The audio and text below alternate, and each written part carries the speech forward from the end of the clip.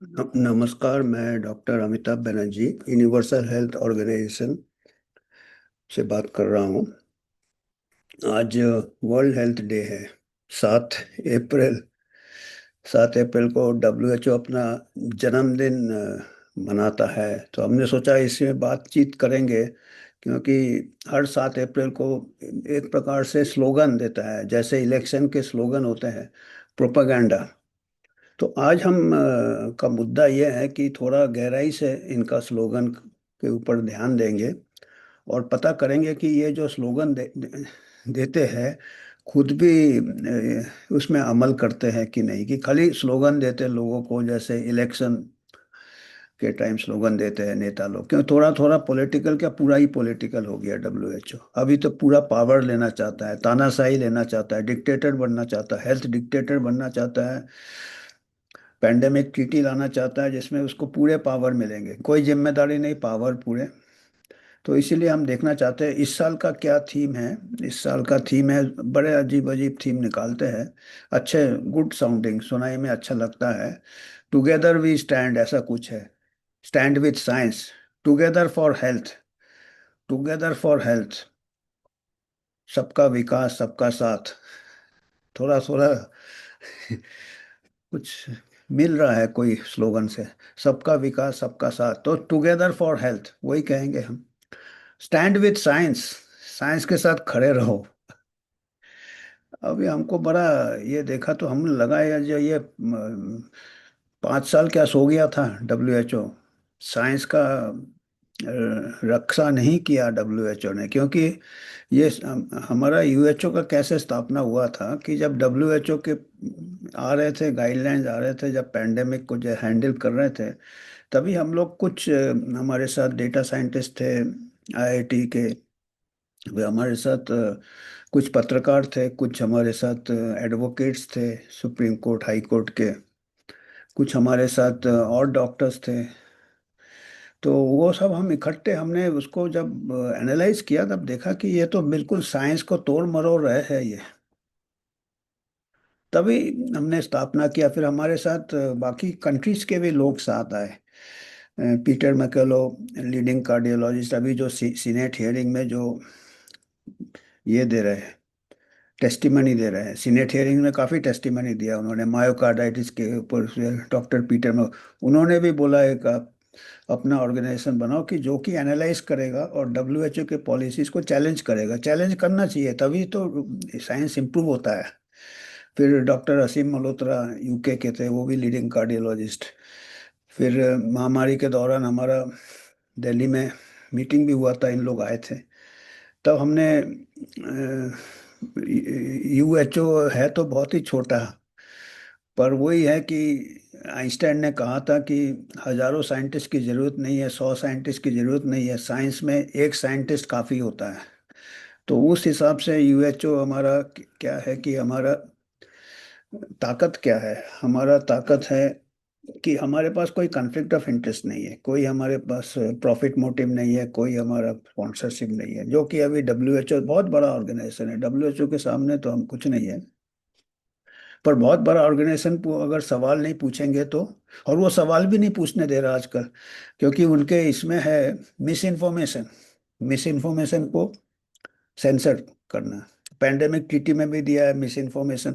अभी उनका miss information किस चीज़ को कहते हैं, अगर आप पैंडेमिक के दौरान आप देखेंगे, उन्होंने जो जो दिए थे सब गलत निकले। राइट फ्रॉम, एक तो अभी तक मालूम नहीं है कि वो आया कहाँ से वायरस, उसके ऊपर उन्होंने जांच नहीं किया। 5 साल हो गए, अभी तक कोई जांच नहीं किया कि भाई शुरू से महामारी के दौरान जो जो मेजर्स लिए गए उसका क्या इम्पैक्ट हुआ, उसका भी जांच नहीं किया, उसका भी कोई वाइट पेपर नहीं है, कोई ऑडिट रिपोर्ट नहीं है, जो कि होना चाहिए। साइंस क्या कहता है, स्टार्ट कहाँ हुआ वो भी नहीं मालूम है, लैब लीक है क्या है वो भी नहीं मालूम है। उसके बाद लॉकडाउन लाया, रिस्ट्रिक्टिव मेजर लाया, उसमें भी कोई उन्होंने ये नहीं किया। कितना अनसाइंटिफिक है। उसके जो हार्म हुए, लोगों का बिजनेस चला गया, नौकरी चला गया, गरीब और गरीब हो गए, अमीर और अमीर हो गए। टुगेदर वी स्टैंड, सबका विकास कहाँ हो रहा है, सबका साथ सबका, टुगेदर फॉर हेल्थ कहाँ हो रहा है। पूरा जो जो वो कहते हैं स्लोगन में, वो सब का तो उल्लंघन किया उन्होंने। और स्टैंड विथ साइंस, साइंस कहाँ फॉलो किया उन्होंने? उन्होंने उसका ओरिजिन नहीं किया।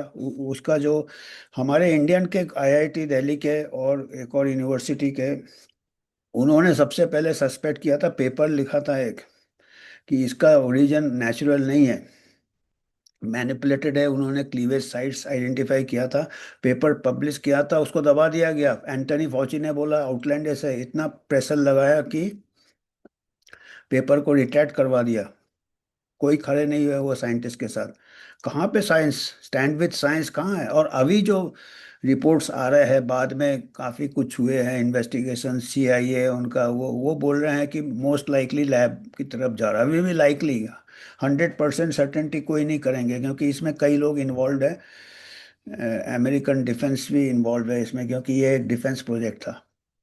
कहाँ रहा साइंस? डब्ल्यूएचओ क्या कर रहा था, क्या कोऑर्डिनेट कर रहा था?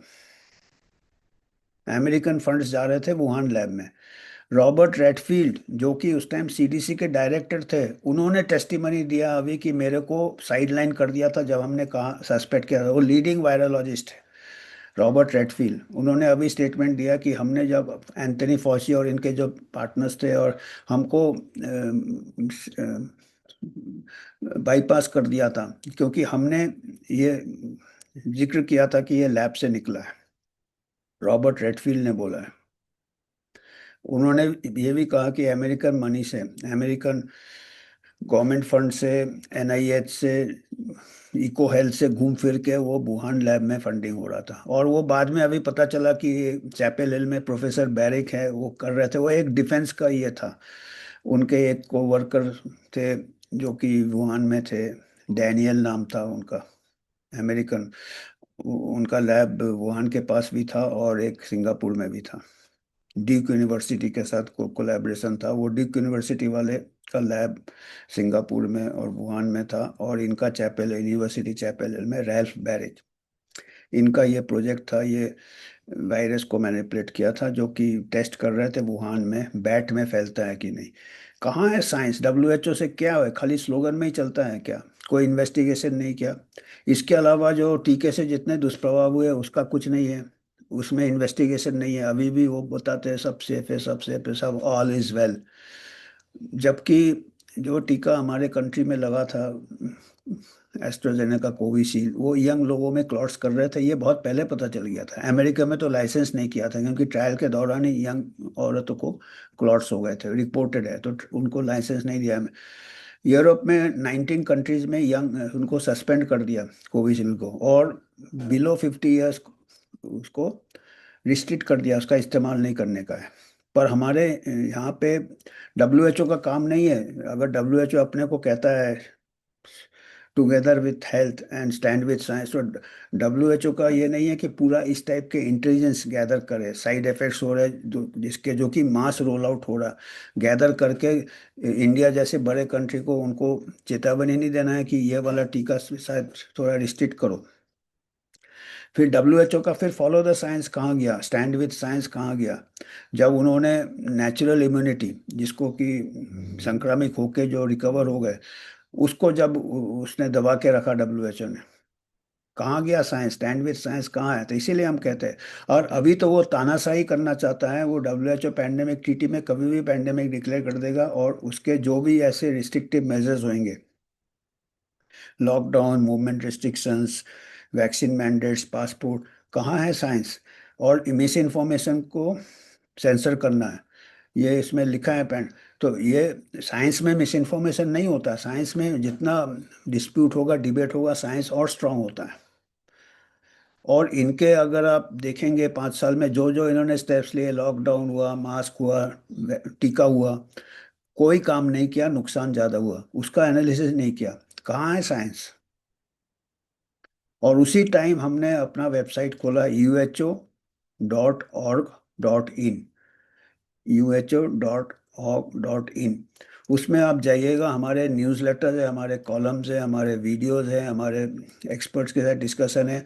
जितने जितने पॉलिसीज थे सब हमने उसका विश्लेषण किया था, उसका डब्ल्यूएचओ के कुछ जो पक्ष था और जो हमारे पक्ष थे उसको साथ आप मैच करेंगे पिछले 5 साल का महामारी से, तो आप देखेंगे कि 80% टाइम्स डब्ल्यूएचओ गलत रहा है। वो जो जो उनके गाइडलाइंस थे सब वो बाद में गलत फिर, तो हम उनको मिस इन्फॉर्मेशन अभी नहीं कह सकते हैं क्या?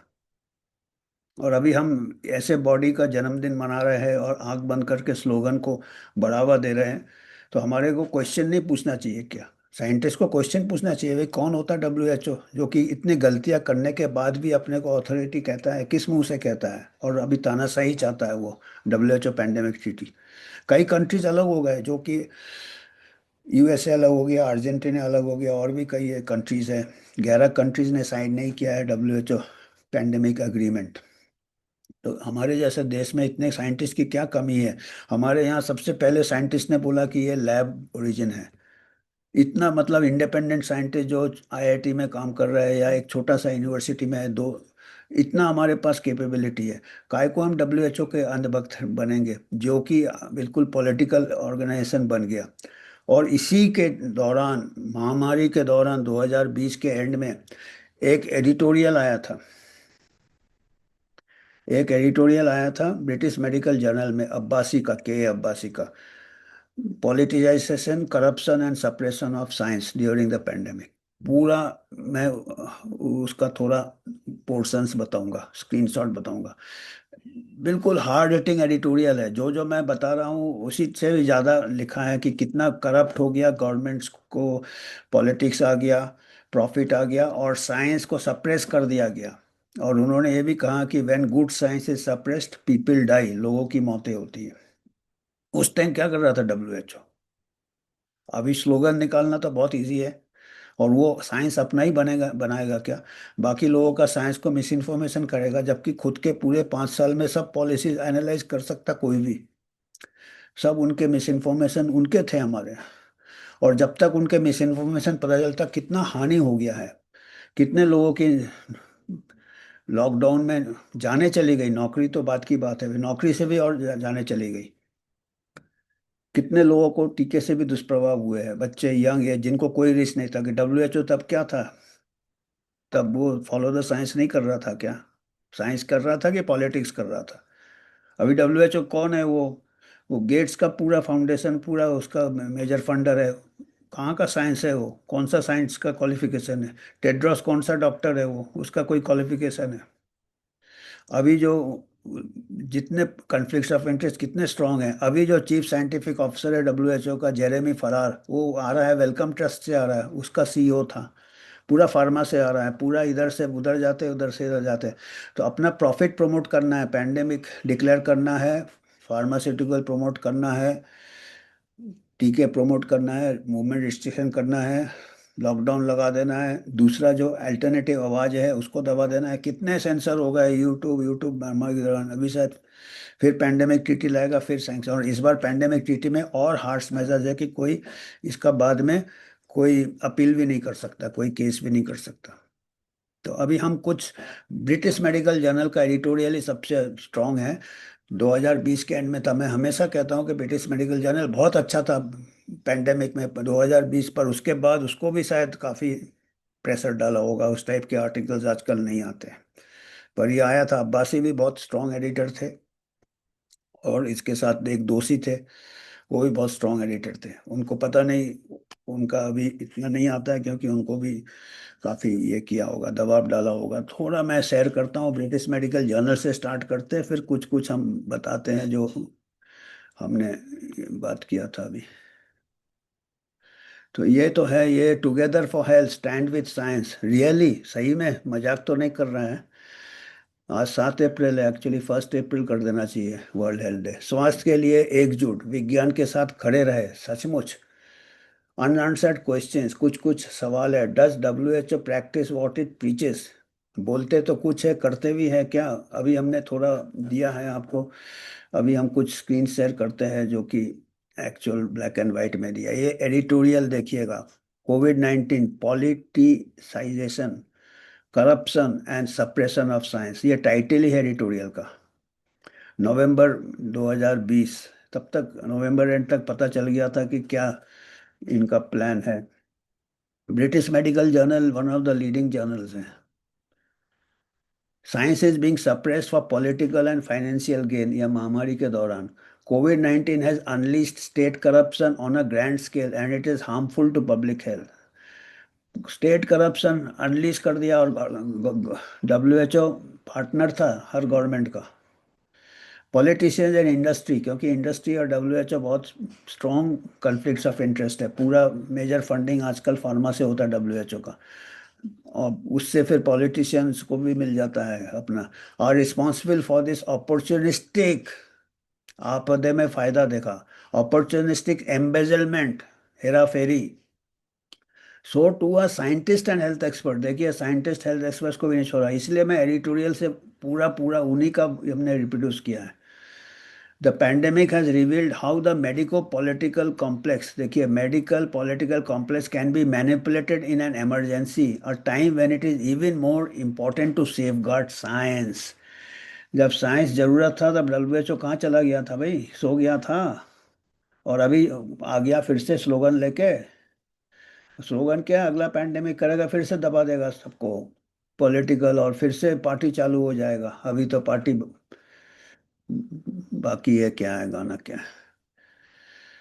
ये देखिए इसी एडिटोरियल से है, when good science is suppressed medical political complex people die, और काफी लोगों की जाने गई है हमारे देश में। पैदल चले उसका कोई मतलब ही नहीं है, इतने भीड़ भाड़ में पैदल चले तो कोई फैलना था, कितना फैल गया, कोई जाने बची और नौकरियां चली गई।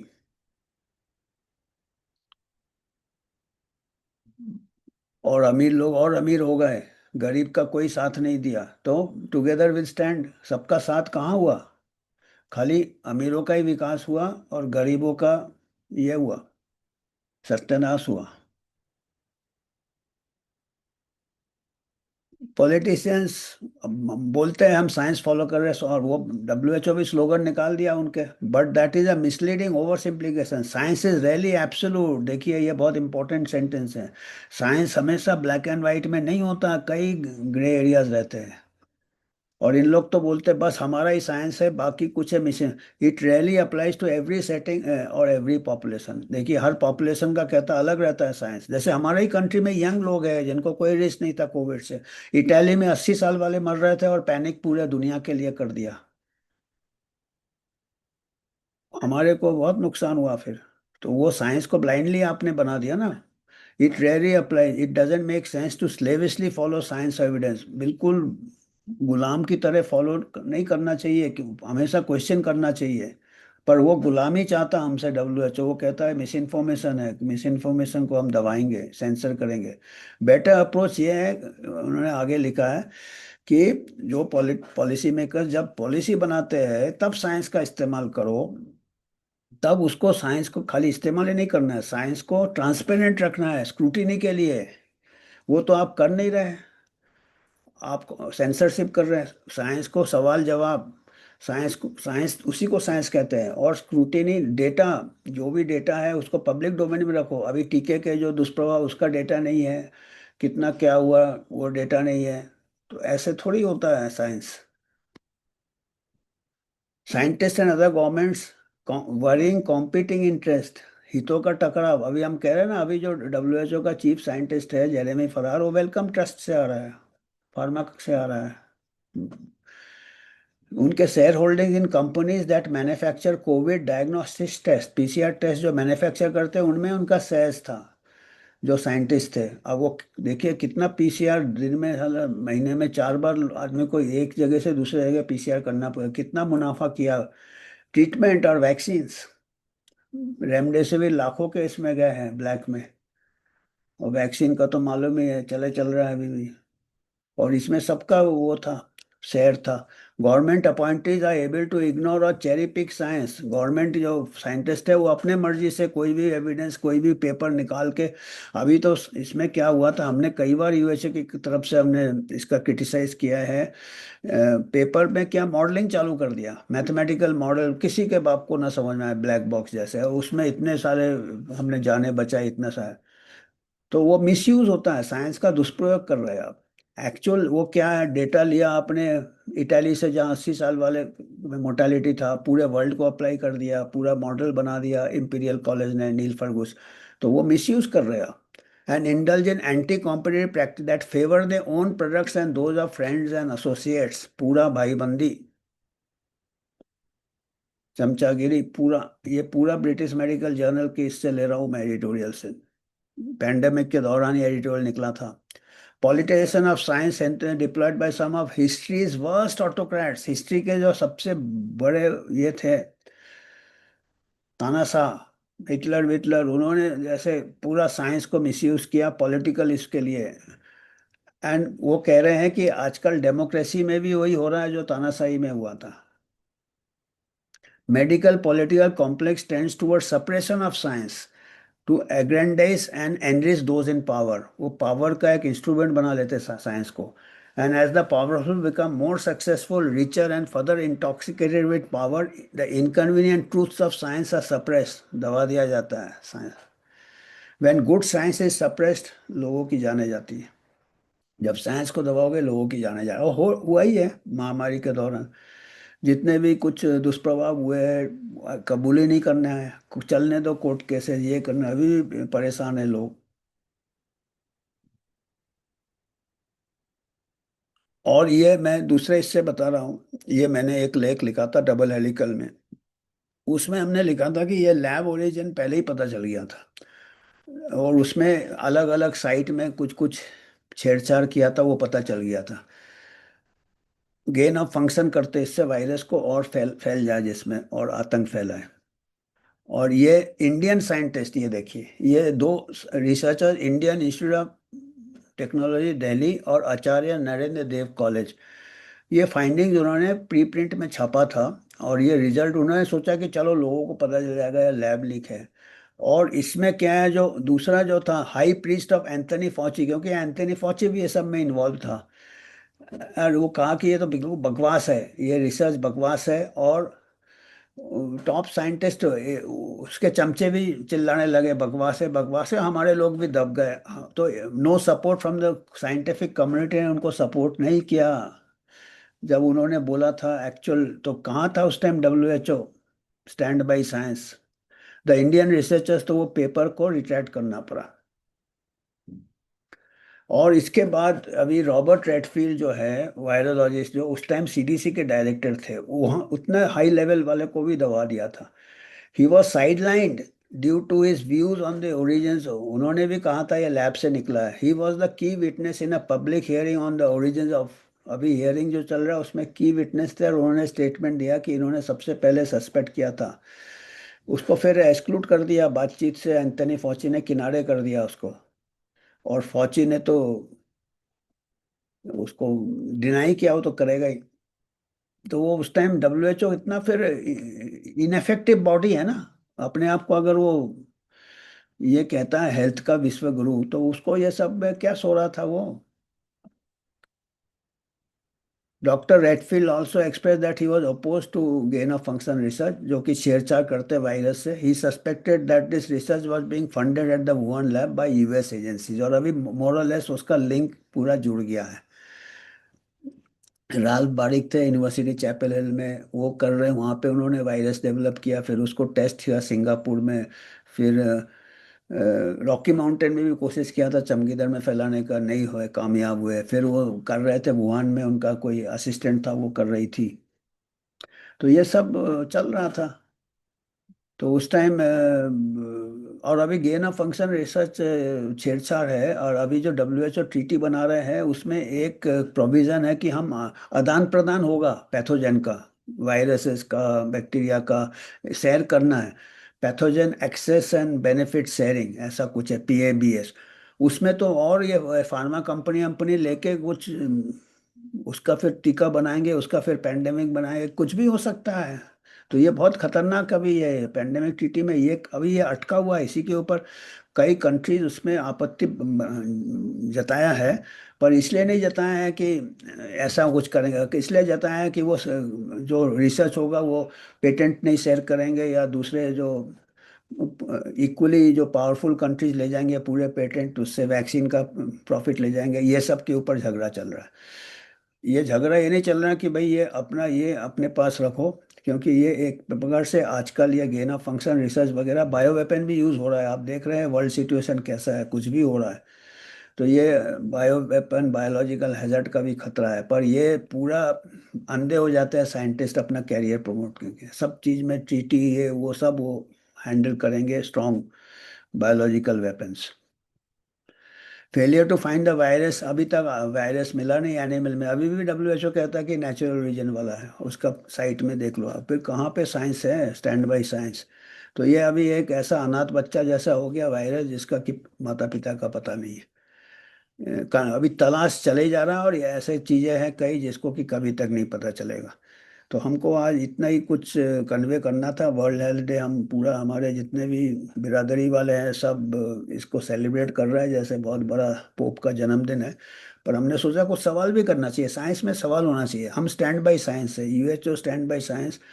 बहुत छोटे हैं पर सवाल छोटा बच्चा भी कर सकता है। राजा के नए कपड़े पे छोटे बच्चे ने ही सवाल किया था। और आपको अगर कुछ योगदान करना, आप कर सकते हैं। हमारे पास ऐसा बहुत बड़ा ऑर्गेनाइजेशन नहीं है, पर पीपल पावर से ही हम आगे बढ़ना चाहते हैं, और कोई कन्फ्लिक्ट ऑफ इंटरेस्ट, हितों का टकराव में नहीं हम उलझना चाहते हैं। तो आज हमको इतना ही कहना था। आपको कुछ फीडबैक देना है, आप दे सकते हैं। हम आगे फिर इसके आगे इसको ले जाएंगे। तो धन्यवाद।